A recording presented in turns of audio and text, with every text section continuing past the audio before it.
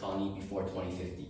We begin with our framework. Instead of wasting money on colonizing space in the future, we should be focusing on fixing the problems at home and enjoying the present.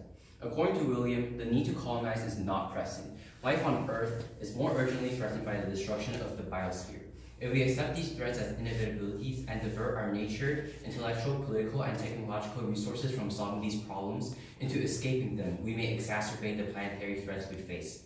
Contention 1, space exploration is not feasible. The costs of space colonization are astronomical. A, launch costs. According to Michio Kaku, professor of theoretical physics at the City University of New York in 2009, the bottom line is simple, money. It's about $10,000 to put a pound of anything into a near-Earth orbit. It costs between 500 to 700 million every time the shuttle flies, and to put a pound of anything on the moon costs about 10 times as much. We are 50 years into the space age, and yet space travel is just as expensive as it always was.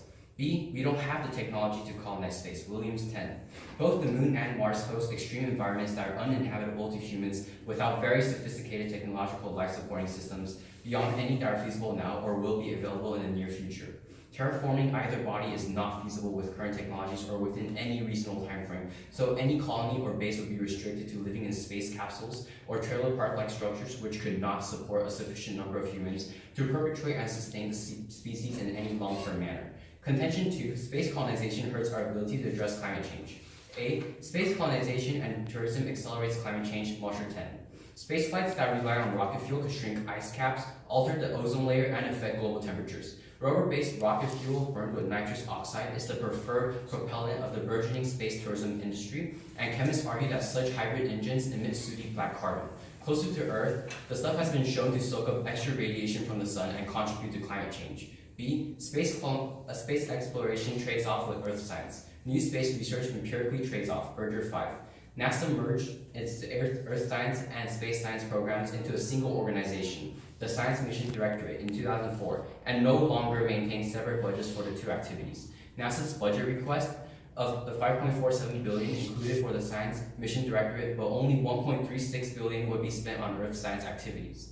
At NASA, the vitality of Earth science and application programs have been placed at substantial risk by a rapidly shrinking budget that no longer supports already approved missions and programs of highest scientific and societal relevance, the report states.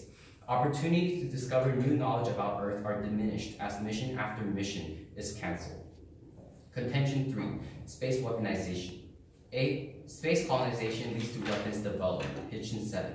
Given the growing importance of space to every nation's economic development and national security, it is simply not realistic to believe that a country can impose its will upon any other space actors or that a country can establish unchallenged military dominance in space at this point.